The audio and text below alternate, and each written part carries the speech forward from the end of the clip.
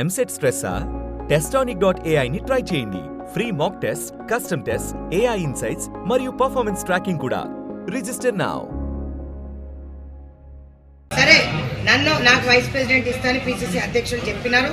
Yellow ఉంటావు, మహిళా కాంగ్రెస్ లో ఉంటావా, వైస్ ప్రెసిడెంట్ లో ఉంటావా అంటే నేను మా చెల్లెళ్ళతోటే రాష్ట్ర అధ్యక్షురాలుగానే ఉంటా. నాకు ఎప్పుడన్నా రేవంత్ అన్న నాకు పదవి ఇస్తే ఆ రోజు నేను పదవి అలంకరించడానికి పోతా. నాకు సంబంధం లేదు, వేయకుండా పర్వాలేదు, పార్టీ కోసం పనిచేస్తా. నన్ను లాగేయాలని, మహిళా కాంగ్రెస్ అధ్యక్షురాలుగా లాగేయాలని కూడా గతంలో చర్చలు జరిగినాయి, లెటర్లు కూడా రాసిండ్రు. నేను ఒక్కటే మాట చెప్తున్నా, ఆ రోజు కూడా చెప్పినా, రేవంత్ అన్నకి ఈరోజు కూడా చెప్తున్నా, అన్నాను ఒక్క సైగ చెయ్యి, నీ మీద ప్రేమతో నేను రాసిచ్చేస్తాను, అంతేగాని మమ్మల్ని అవమానపరచొద్దని చెప్పి నేను చెప్తున్నా. ఈ హ్యూమిలియేషన్ హరాస్మెంట్ నన్ను చేయొద్దు దయచేసి. నన్ను వెళ్ళిపోమంటే ఇప్పుడు వెళ్ళిపోతా. ఒక కాంగ్రెస్ కార్యకర్తగా బ్రతుకుతా, కాంగ్రెస్ కార్యకర్తగా చచ్చిపోతా, కానీ కాంగ్రెస్ వదిలి పోను. నెంబర్ 1.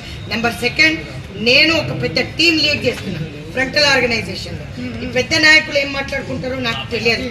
మేము ఈరోజు ఆ నాయకులందరికీ కూడా కృషి చేసి మహిళా కాంగ్రెస్లో ఉన్న చెల్లెళ్ళందరూ కూడా తిరగడం జరిగింది. డోర్ టు డోర్ క్యాంపెయినింగ్ చేసి తిరిగితే ఆ రోజు అన్న వ్యవసాయ శాఖ మంత్రి తుమ్మల నాగేశ్వరరావు గారు అన్నారు, మీ మహిళల వల్లనే మేము ఈరోజు విజయం పొందినామమ్మ అంటే మాకు చాలా సంతోషంగా అనిపించింది.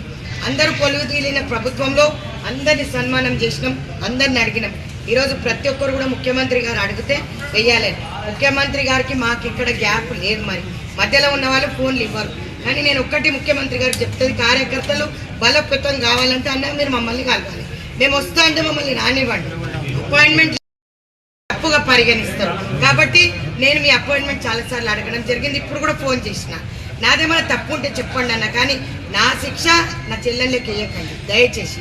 ఏ అన్నా, ఏ ఎమ్మెల్యే అన్నా, ఏ ఎంపీ అన్నా ఈరోజు కార్యవర్గంలో కూడా ఎంపీలు, ఎమ్మెల్యేలు, ఏఐసిసి సెక్రటరీలకు ఇస్తుంటే వాళ్ళకి బాధ అనిపిస్తుందో అని చెప్తున్నారు. వాళ్ళకి నా దృష్టికి తీసుకొచ్చారు. ఈరోజు ఏఐసిసి సెక్రటరీలకి, ఎంపీలందరికీ వాళ్ళ నియోజకవర్గంలో చూసుకోమనక్క, ఎంపీలు అయిపోయినారు, మళ్ళా వచ్చి పిసిసి కార్యవర్గంలో కూర్చుంటే ఎందుకక్క ఆ కార్యకర్తలు లేరా అని అడుగుతున్నారు. మరి ఎవరు సమాధానం చెప్పాలి దీనికి? నేనేం సమాధానం చెప్పాలి? ఈరోజు సంవత్సరంన్నర నుంచి ఒక్క మార్కెట్ యార్డ్ కాదు కదా, ఒక చిన్న మెంబర్ కూడా మాకు వేయలేదక్క. మరి మీరు ఎవరిని అడగాలి? మేము రేవంత్ అన్న చెప్తే పని చేయలే, మహేష్ అన్న చెప్తే పని చేయలే, సునీతారావు చెప్తే పని చేసినాం. సునీతారావు కోసం ఉరికొచ్చినాం. ఈరోజు సునీతారావుని మేము నిలదీస్తున్నాం అంటాం. నేను కూర్చోవాల్సి వచ్చింది, ఎందుకంటే గత్యంతరం లేదు. నేను ముఖ్యమంత్రి వర్యులకు ప్రాధేయపడి చెప్పినాను, ఈరోజు కులగణన చేసినాను, బీసీలకు పెద్దపీట వేసినామన్నా. మరి మహేష్ అన్న అదే మాట అంటలేడు కదా, మరి అదే అంటున్నాడు మహేష్ అన్న. సీఎం గారు ఏ లిస్ట్ ఇస్తే అది నేను తీసుకెళ్తా అంటున్నాడు. గవర్నమెంట్లో ఉన్న వాళ్ళు, ఇప్పుడు నా చెల్లె ఒక చెల్లె అడిగింది, గవర్నమెంట్లో ఉన్న వాళ్ళు ఏ పార్టీ పదవులలో ఉండొద్దు, పార్టీలో ఉన్న వాళ్ళు గవర్నమెంట్ పదవులు ఉండొద్దు అంటూ. మరి కరెక్టే. మరి ఈరోజు మరి అదే నేను అడుగుతానేమో నన్ను తప్పుగా పరిగణిస్తారు. మహేశ్వరకు 2 పదవులు ఉన్నాయి, ఏ పదవి వదులుకుంటానంట. మరి మనకు పెడుతుండక్క చిక్కు. సరే, నో ప్రాబ్లం, ఇవ్వద్దని చెప్పు, పార్టీలు ఇవ్వకండి, గవర్నమెంట్ ఇవ్వకండి. మరి 2 పదవులు ఒక అన్న అనుభవించినప్పుడు మరి ఈరోజు పిసిసి వదిలేసి ముఖ్యమంత్రి వారిలో ఒకటే పదవులు ఉన్నారు కదా, మరి మహేష్ అన్నని ఒక త్యాగం చేసి ఏ మహిళకన్నా ఇవ్వమని చెప్పండి.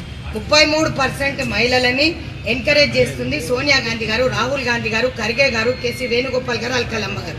నేను ఇది మా అధ్యక్షుల దృష్టికి కూడా తీసుకెళ్ళిన. ఆమె కూడా చాలాసార్లు నాకు చెప్పడం జరిగింది, అరే రే రే రే ఏక్ औरत के लिए इतने लोग కాల్ करते సునీతాజీ అంటే నేనన్నా, మేడం మీరు నా గురించి ఇబ్బంది పడకండి, నేను లెటర్ రాసి ఇచ్చేస్తాను, నా రెసిగ్నేషన్ యాక్సెప్ట్ చేయండి అని చెప్పిన. లేదు నేను ఏదైనా మంచి పొజిషన్లో ఇవ్వమని చెప్పి సీఎం గారికి నేను చెప్పడం జరిగింది. సీఎం గారు ఖచ్చితంగా ఇస్తారంటే నేను వెయిట్ చేస్తున్నాను. ఈరోజు నా చెల్లెళ్ళందరూ కూడా వెయిట్ చేయాలని లేదు కదా. సంవత్సరంన్నర ప్రతి అన్నకు తిరిగింది. డీసీసీ లెటర్లు కావాలని ఇచ్చినాం, కంటెస్టెడ్ ఎమ్మెల్యే లెటర్లు కావాలని రేవంత్ అని అన్నాడు, వాళ్ళే తీసుకురా మీకు పదవులు ఇస్తాను. మరి మా పేర్లు ఎందుకు వస్తలేవు? బీఆర్ఎస్ పార్టీ నుంచి వచ్చిన వాళ్ళు, బీజేపీ పార్టీ నుంచి వచ్చిన వాళ్ళు, వాళ్ళందరి పేర్లు వస్తున్నాయి. ఈరోజు వాళ్ళకు బాధ కలిగించిన సిచ్యుయేషన్. నిన్నందరూ నాతో కొట్లన్నారు, సగం మంది అధ్యక్షులు రాలే, ఎగ్జిక్యూటివ్కి రాలే. అక్క నువ్వు మాకు పదవులు ఇప్పిస్తావులే, జిల్లాకు ఒక్క పదవి ఇచ్చినా కూడా మనం అడిగింది ఎన్ని పదవులు అక్క? 30 పదవులు అడిగినాం. ఈరోజు ఆ 30 పదవులలో ఒక్కొక్కటి జిల్లాకి ఇచ్చినా కూడా అన్న పెద్ద మనసు చేసుకున్న వాళ్ళందరితో వదిలే అక్క. మేము పిసిసి ఉన్నప్పుడు రేవంత్ అన్నకు చేసినాం, మరి ఈరోజు బట్టన్నకు చేసినాం, బట్టన్న పాదయాత్రకు తిరిగినాం, మరి ఉత్తమన్న చెప్పిన మాటలు విన్నాం, మరి రేవంత్ అన్న వాటి వింటున్నాం. మరి మనకి ఎందుకే రక్క ఏదైనా సరే బయట ఉన్న వాళ్ళకి ట్యాగ్ ఉంటేనే వేస్తున్నాను. ఇంకో ప్రశ్న అడిగిన నన్ను మా చెల్లెను, ఇంకా నేను ఏం చెప్పాలో నాకు అర్థం కావట్లేదు. అక్క నా పక్కన రెడ్డి లేదు, నేను ఎస్సీని, సో నాకు ఇయ్యరా, ఎస్సీ ఎస్టీ బీసీ మైనారిటీ అందరినీ ఒకటే విధంగా చూస్తారని నువ్వు ప్రతి దగ్గర చెప్తున్నావు. మరి ఈరోజు అదే సామాజిక వర్గంలో మేము లిస్టు తీసుకొచ్చినారు, వాళ్ళు నా ముందు పెట్టి నన్ను అడుగుతున్నారు. ఈరోజు మరి ఎస్సీ పనిచేసింది మెడ్చల్ అధ్యక్షురాలు, ఇగో 25 ఏళ్ళు ఈమె పనిచేసింది. ఇట్లా అధ్యక్షురాలు అందరూ ఉన్నారు అక్కడ, వాళ్ళందరూ నాతో కొట్లాడడం జరిగింది.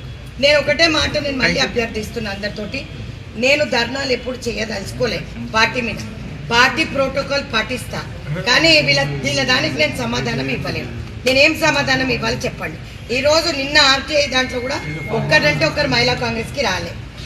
చైల్డ్ కమిషన్లో కూడా మరి ఈరోజు వాళ్ళు అడుగుతున్న ప్రశ్న ఇది నేను అడుగుతున్నది కాదు, నా చెల్లెని అడిగి ఈరోజు మహేష్ అన్న 2 పదవులు తీసుకున్నాడు అందులో. మరి ఎందుకు అన్న మహేష్ అన్న ప్రతిదానికి మన్నని పిలుస్తాడు, ఆ ఇద్దరు చెల్లెళ్ళు